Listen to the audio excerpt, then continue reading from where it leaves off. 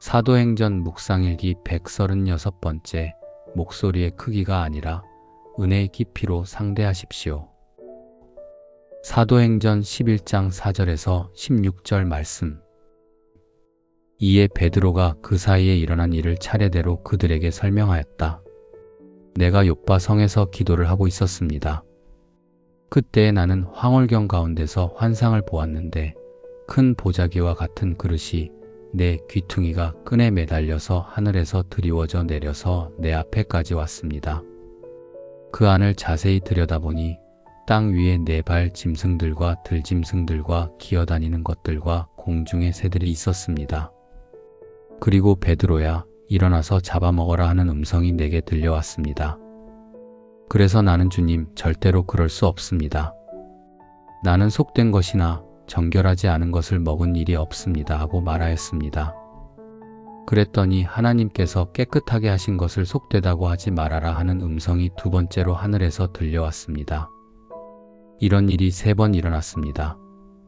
그리고서 모든 것은 다시 하늘로 들려 올라갔습니다. 바로 그때 사람들 셋이 우리가 묵고 있는 집에 도착하였는데 그들은 가이사랴에서 내게 보낸 사람들이었습니다. 성령이 내게 의심하지 말고 그들과 함께 가라고 하셨습니다. 그래서 이 6 형제도 나와 함께 가서 우리는 그 사람의 집으로 들어갔습니다. 그 사람은 자기가 천사를 본 이야기를 우리에게 해주었습니다. 곧 천사가 그의 집에 와서 서더니 그에게 말하기를 욥바로 사람을 보내어 베드로라고도 하는 시몬을 불러오너라. 그가 내게 너와 내 온 집안이 구원을 받을 말씀을 일러줄 것이다 하더라는 것입니다.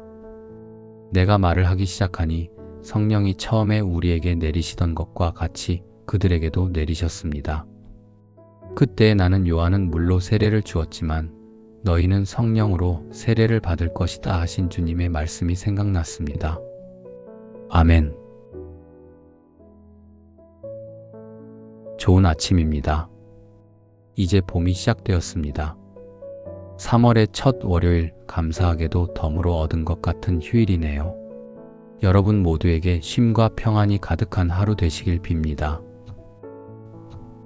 어제 우리는 이방인 고넬료의 집에서 벅찬 은혜를 경험하고 예루살렘으로 돌아온 베드로를 기다린 것은 칭찬이 아니라 날선 비난이었다는 것을 묵상했습니다.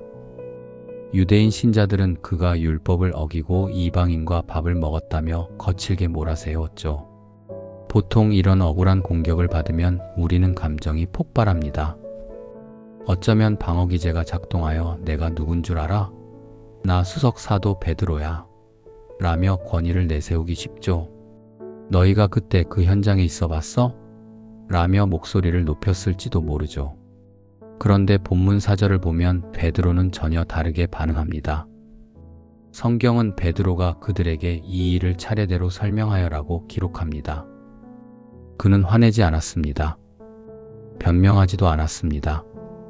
그저 아주 덤덤하고 침착하게 입을 열었죠. 교회 안팎에서 우리가 다투는 이유가 무엇일까요? 내 논리가 맞다는 것을 어떻게든 증명하고 싶기 때문입니다. 내 자존심과 권위를 세우고 싶기 때문이죠. 그러나 그리스도인에게 대화와 논쟁의 목적은 내가 옳다는 것을 증명하는 것이 되어서는 안 됩니다. 우리의 진짜 목적은 상대를 깎아내리는 것이 아닙니다. 상대를 이해시키고 하나가 되는 것입니다. 논쟁에서 이기려고 하면 반드시 누군가는 상처를 받습니다. 논쟁에서 이기면 사람을 잃고 은혜를 나누면 사람을 얻는다는 말이 있습니다.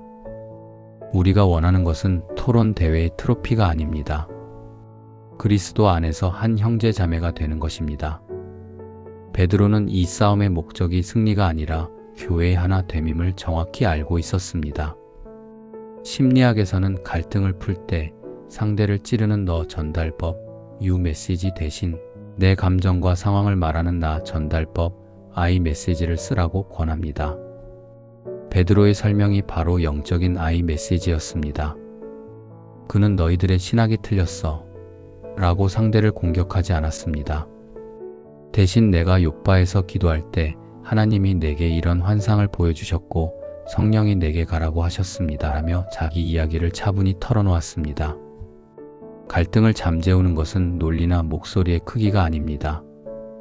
내 삶에 개입하신 하나님의 일하심을 있는 그대로 나누는 것입니다. 그것이 우리의 가장 강력한 무기입니다. 데스몬드 투투 주교는 목소리를 높이지 마라. 대신 너의 주장을 강화하라고 했습니다.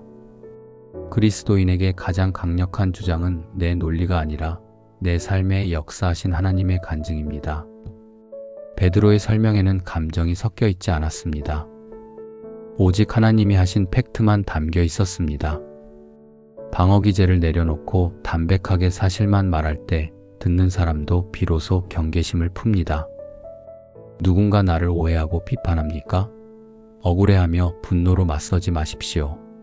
먼저 감정을 덜어내십시오. 그리고 하나님이 내 삶에 어떻게 역사하셨는지 덤덤하게 차례대로 설명하는 침착성을 기르십시오. 내 입술에 날 선 논리가 아니라 부드러운 간증이 맺힐 때 굳게 닫혔던 마음의 문이 열리기 시작합니다. 어제 우리는 우리의 생각과 언어 생활에 대해 묵상했죠. 오늘도 우리는 조용히 우리의 언어 생활을 다시금 돌아보기를 원합니다. 나는 대화할 때 나를 증명하려 합니까? 아니면 하나됨을 추구합니까? 남을 향해 너라고 삿대질하고 있습니까?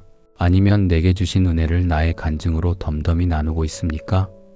갈등의 불을 끄는 것은 내 목소리의 크기가 아니라 내 삶에 역사하신 하나님의 은혜를 차분히 나누는 간증입니다. 베드로는 내가 옳다는 것을 증명하기 위해 싸우지 않았습니다. 오직 교회가 하나 되기 위해 자신의 은혜를 덤덤히 나누었을 뿐입니다. 십자가는 내가 죽어 모두를 하나 되게 하신 위대한 사건입니다. 오늘 하루 논리로 상대를 이기려는 입술을 닫으십시오. 대신 내 삶에 찾아오신 하나님의 은혜를 차분하게 나누십시오. 미움과 갈등을 평화와 하나됨으로 바꾸는 복된 피스메이커의 하루가 되시기를 주님의 이름으로 축복합니다.